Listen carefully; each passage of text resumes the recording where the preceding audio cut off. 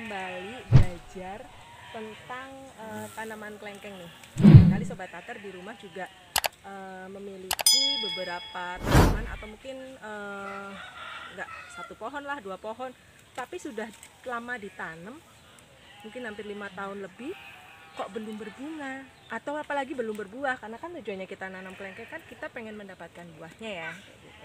Nah, sebenarnya apa sih penyebabnya tanaman kelengkeng dari teman-teman Sobat Tater itu kok belum berbuah? Ternyata kita harus tahu beberapa hal. Yang pertama, kita harus tahu ternyata tanaman kelengkeng adalah tanaman subtropis. Jadi sebenarnya kenapa dia bisa ditanam di dataran rendah seperti yang saat ini kita lihat, ini adalah salah satu tanaman kelengkeng yang ini tidak ditanam di dataran tinggi ya Sobat Tater. Ini kita nanamnya di dataran rendah.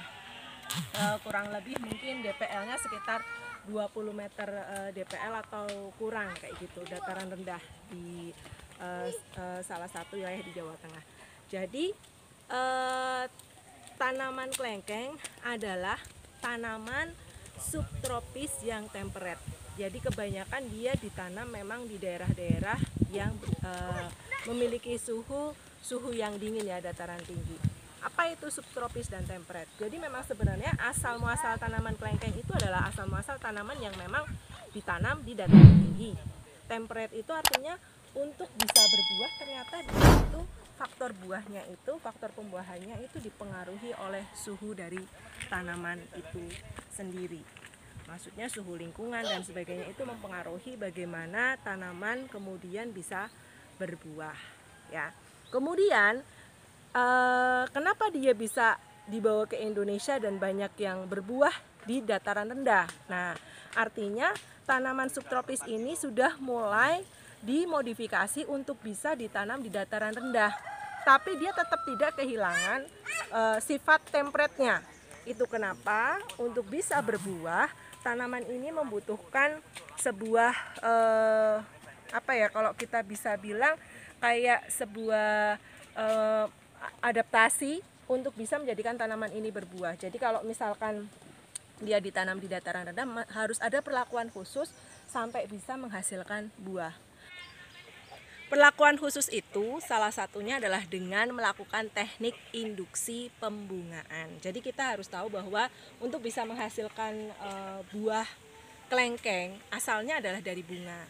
Maka untuk bisa mendapatkan buah yang lebat, maka kita pun harus bisa melakukan sebuah treatment pada tanaman kelengkeng. Yang bisa dilakukan adalah dengan teknik induksi pembungaan.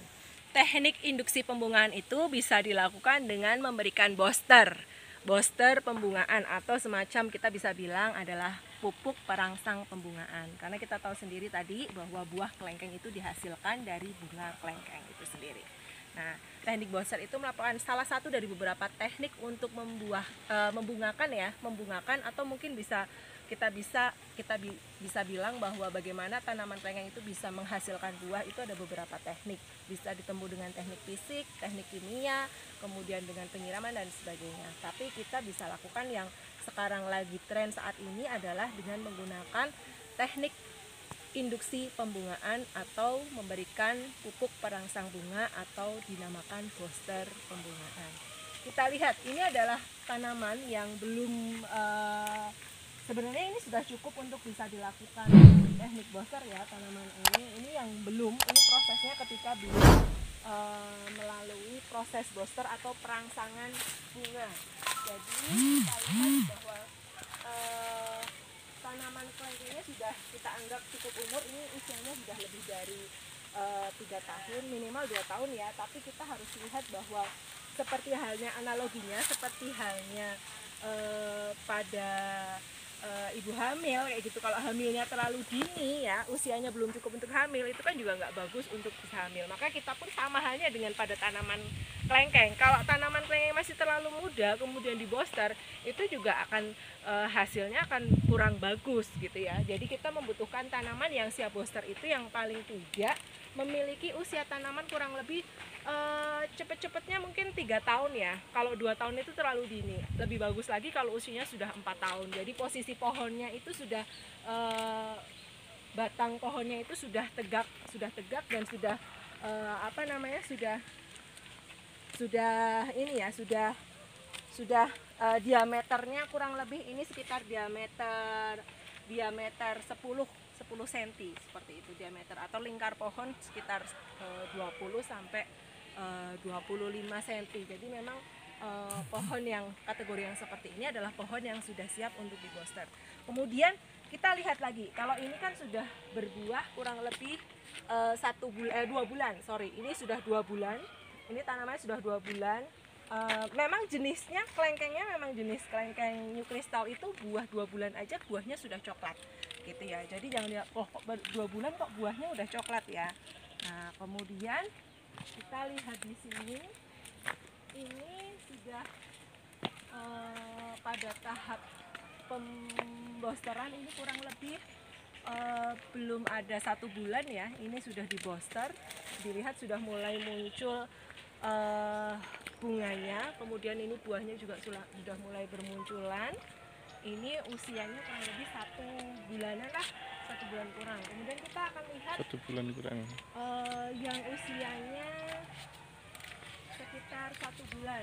Nih, teman-teman, ini sudah tanamannya sudah dirangsang, diberikan pupuk perangsang bunga, kemudian berbunga, kemudian sekarang sudah mulai menghasilkan, terlihat buahnya untuk usia 1 bulan seperti ini ya. Jadi kita perlu tahu bahwa tanaman kelengkeng itu jenisnya beragam ya. Ada yang lokal, ada yang itoh, kemudian ada yang pingpong, ada yang New Crystal, atau mungkin ada yang nyebut juga New Crystal itu adalah kelengkeng kateki ya. Istilahnya berbeda, tapi setiap jenis tanaman kelengkeng itu punya karakter sendiri-sendiri. Khusus untuk New Crystal memang sekarang bisa dianggap adalah varietas yang unggul ya, karena buahnya besar, kemudian dagingnya tebal, bijinya kecil, dengan tingkat kemanisan itu sendiri masih di atas kelengkeng itoh.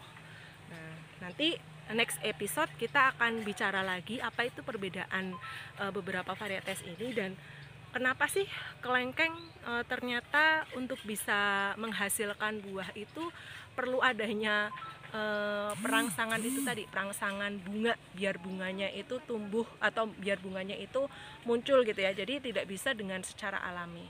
Salah satunya tadi saya sebutkan karena sebenarnya aslinya tanaman ini adalah tanaman subtropis dan temperate, maka dia dipengaruhi oleh faktor lingkungan, faktor iklim, faktor suhu untuk bisa menghasilkan buah atau memproduksi buah. Jadi kalau kita tidak memperhatikan, kita sekedar nanam tapi kita tidak memperhatikan kebutuhan tanaman itu sendiri untuk bisa memiliki buah, ya kita tidak bisa menghasilkan atau memanen buah dari tanaman kelengkeng itu sendiri. Memang tanaman ini unik ya, jadi kita harus perlu memahami, bahkan apalagi ketika jenisnya banyak, kita juga harus memahami bagaimana treatmentnya. Seperti itu, sampai jumpa lagi di episode berikutnya. Sampai jumpa Sobat Tater, bye.